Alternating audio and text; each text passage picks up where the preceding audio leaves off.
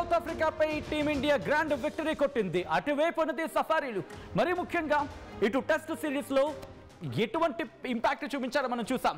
అటువంటిది భారత్ గెలుస్తుందా, ఇండియా గెలుస్తుందా, ఇది ఇప్పుడు ప్రతీకారం తీర్చుకునే టైం వచ్చింది అనుకున్నారు.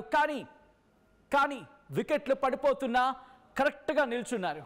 ఎవరి మీదైతే విమర్శలు గుప్పించారు, ఎవరైతే పనికిరారు రిటైర్మెంట్ ఇచ్చేయండి అని చెప్పి కైండ్ ఆఫ్ మాటలు వినిపించాయో ఈరోజు వాళ్లే నిల్చున్నారు.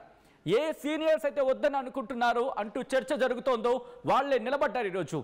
ఇటు విరాట్ కోహ్లీ అలాగే రోహిత్ శర్మ రోకో రోకో రోకో రోకో అంటూ అన్నారు కదా, ఆగిపోమన్నారు కదా, ఆగారు.